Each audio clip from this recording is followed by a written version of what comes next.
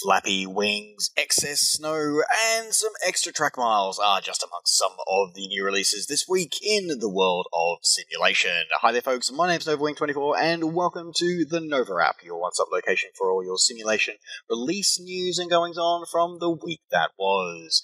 So here we are on Sunday the 18th of February with another episode of the only new release video news for the simulation world, and we're going to jump straight into it this week with the Dune Expansion for Microsoft Flight Simulator. This is something that we've known has been coming for quite a while, and I am stupidly excited to see that it finally got into the sim. It is just something so cool. I have always loved the world of Dune.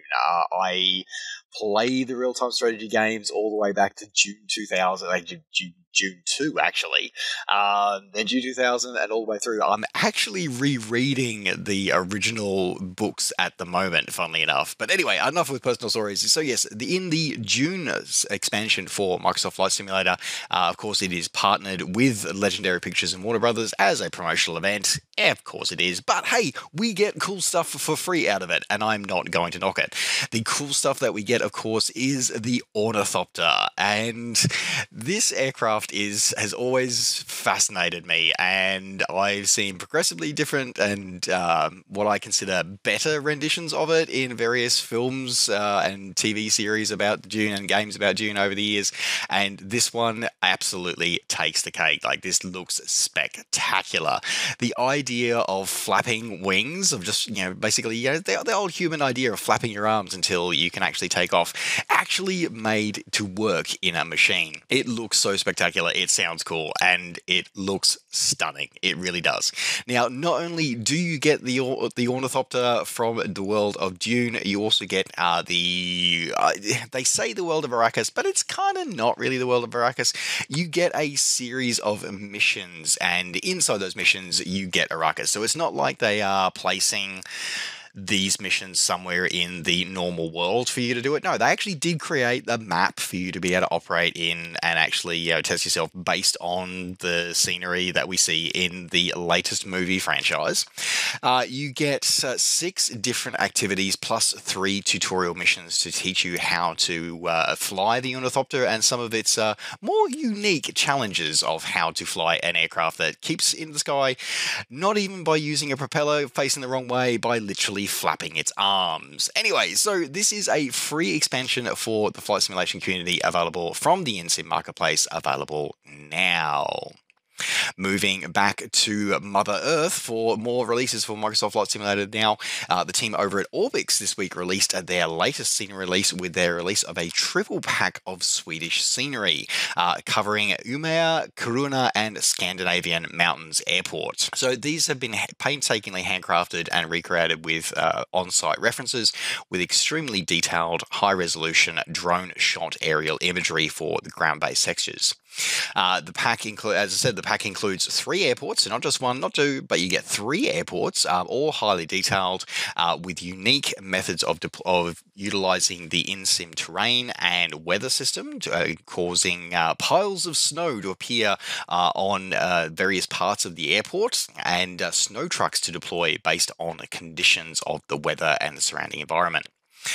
You get a cool little, interesting little features, including a sauna boat that you get to see, and a couple enjoying their Swedish sauna when you're coming in for final approach into Umeå, as well as a number of other interesting times, including a digital sign featuring time and temperature at Kiruna Airport. Like, I really like seeing these neat little things that developers are including these days. Like, they really, really are cool. Like, I love seeing this little... I suppose they fall into the category of Easter eggs, but at the same time, they are just cool little additions that really expand our virtual world. Anyway, so these 3 airports are designed to work in accompaniment with the existing Orbix releases of Stockholm, Arlanda, and Stockholm, Bromma, as well as giving all of you tubeliner pilots and regional aviation pilots a chance to explore somewhere new and different. One particular note, though, is that there is a known conflict between the Asobo version of ESNQ. So if you do have the Nordics update installed, which I highly recommend that you do, by the way, then you will have to, it is highly advised that you go into your content manager and uninstall that airport only to make sure there's no conflicts. Now, if you want to pick this one up, you can pick this one up for $30 or your original equivalent, available now from Orbix Direct. Continuing on with airport releases now, and sticking with Orbix Direct, but this time from developer MXI Designs. They released 2 new airports this week. So the first one we saw released from them was for Kaunas Airport, which is in Lithuania. Not a great deal of information about this release, just saying basically accurately modeled terminal and airport buildings with a basic terminal interior. That was literally the description. That's kind of it. Anyway, but having a look at the screenshots, overall looks reasonably good, but a couple of glaring things did stick out to me. It's got a really good setup of the terminal building, and the buildings are all modeled pretty damn well. A lot of custom ground stuff, a lot of custom little features of the airport, like unique things. All the signage is done correctly. But one thing that really stuck out to me was the way that the ground polys were interacting between the tarmac and the surrounding grass areas, especially when weather gets applied over it. That seemed really jarring. Not sure what's going on with that. Maybe it was just a poor timing of the screenshot. It might be a beta version. I don't know. But it was just one of those things that just sort of leaped out at me when I was looking at the preview images for it. Overall, though, if you're looking for a destination in Lithuania, I don't think you'd have many choices. But overall, looking pretty good. If you want to pick this one up, you can pick this one up for $10 or your original equivalent, available now from Orbix Direct. In the other release from MXI Design this week, saw the release of Chisinau International Airport in Romania. Again, they pretty much did a copy paste of their airport description, saying accurately modeled terminal airport buildings. Yeah, that was pretty much it. But again, looking at the screenshots, looks pretty solid. All airport buildings look like they are custom interiors, extensive custom interiors for the main terminal building, plenty of custom objects outside the airport or sort of outside the edge of the main terminal buildings, including a display of what I think is a Tupolev Tu-154. I think I might have got the number wrong of that, in old Moldovan Air colours as the Gate Guardian. Overall, though, this one, ironically, I actually think this one looks better than their other release, just as first pass looking at the images, but they don't have the snow sort of covered scenery, which I saw screenshots, which I saw with their Kaunas Airport release. But if you want to pick this one up, you can pick this one up for $14 or your original equivalent, available now from Orbix Direct. Continuing on with airport releases now, and the team over at Aura Scenery this week released their rendition of Aberdeen International Airport in Scotland. Once again, really short on the description, saying basically high quality apron textures and 100 detailed buildings. Okay. But looking at the screenshots for this one, really a bit mixed on this one, I'll be honest. Like, as I said, like, big airports aren't always my thing, so maybe I'm being a little overcritical here.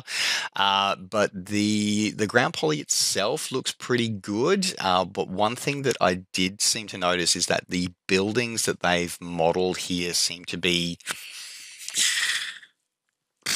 I want to say, rather flat, and there seems to be an extensive use of default buildings throughout the scenery. So I've got a bit of mixed feelings about that, and some of the things that are on there don't line up with the photoreal imagery they've got laid underneath. Like, for example, the runway taxiway signs, they're in the right place, but they're not the same size as what's in the imagery. You've got things like the whole short markings are bleeding over into the grass off the taxiways. So bit of a mixed bag, this one, and I don't know if there's any other Aberdeen International Airport options available for you, but if you're wanting to pick this one up, you can pick this one up and add this to your collection for $15 or your original equivalent, available now from AnyBuilds. Continuing, rounding out the Microsoft Flight Simulator releases this week from Clifford Designs. They released their latest regional scenery pack with the release of their El Nido Philippines scenery. So the Clifford Designs packs I thoroughly enjoy because they are designed to give those of us who fly GA or float planes or frantic palm tree aficionados, gives you somewhere cool and different to explore and gives you some challenges to go and explore weird and wonderful places. So, and El Nido is no exception to this one. This includes a vast geographic area, includes a significant number of hand-placed objects, as well as custom boat traffic, bungalows, and all sorts of other random things. You've got all sorts of helipads are included, including some in very challenging locations, and plenty of docks if you're flying with your seaplane into the area. I always, as I said, I've flown one of Clifford Designs' sceneries previously, and I absolutely thoroughly enjoy it. You know, with the painstaking work they do with custom aerial imagery across the whole region, custom terrain mesh throughout all the entire region, as well as adding in all these tiny little places for you to go and visit. And if you are, as I said, if you're a frantic palm tree aficionado or enjoy flying low and slow in float planes, this is a developer whose sceneries you really want to be checking out. Now, if you want to pick this one up, you can add this one to your collection for about $15 or your original equivalent, available now from a variety of retailers, including Orbix Direct. Moving on from Microsoft Flight Simulator now and moving into the world of X-Plane, the team over at Northern Sky Studio this week released their latest airport with the release of Petersburg James A. Johnson Airport. So this is an Alaskan airport, as many of Northern Sky Studio's products are, and this one is operated by Alaska Airlines, Alaska Seaplanes. There is a daily Boeing 737 flight that comes in and out of there, but it is part of a milk run, which goes down all the way down to Seattle. So this gives a highly detailed rendition of the airport as it appears in 2023, with all airport buildings modelled and a number of custom vehicles unique to the airport included. Full support for edge, rail, and taxiway lights are being enabled by comms radio.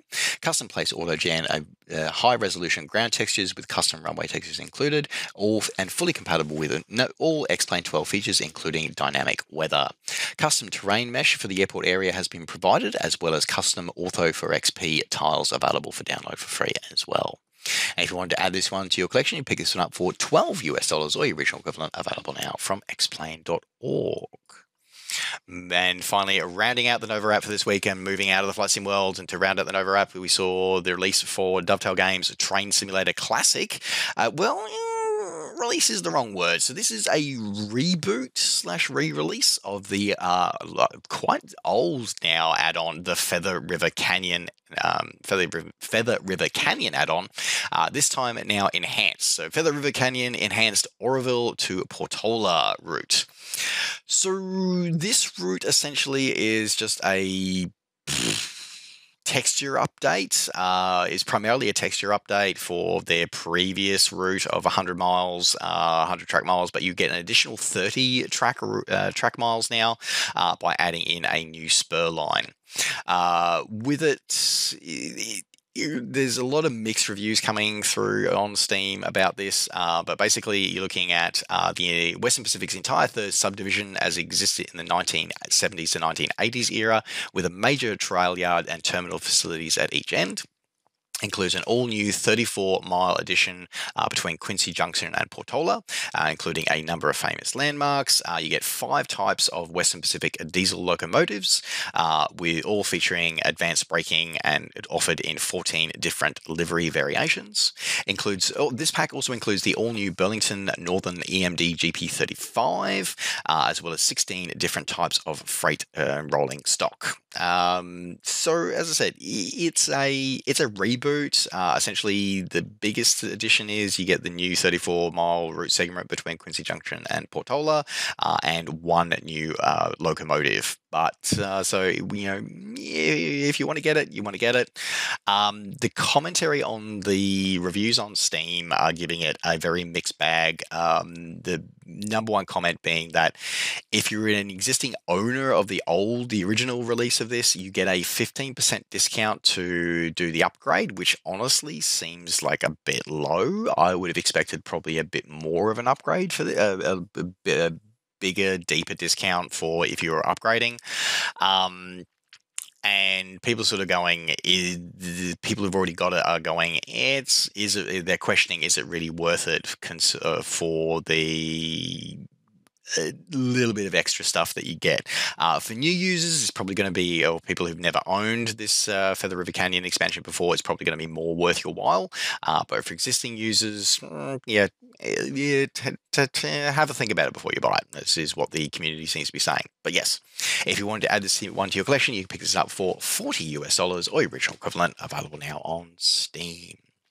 And with that, folks, that does now round out that NovaWrap for this week. Thank you very much for watching. Don't forget, as always, to like the video and subscribe to the channel if you're enjoying these videos and want to see more. And of course, as always, you can catch up with me and all the things I'm up to between videos by following me on Facebook and on Twitter and on Twitch. Just search NovaWrap24. All right, folks, thanks very much for watching. Take care, safe skies to all, and we'll see you next time. Bye for now.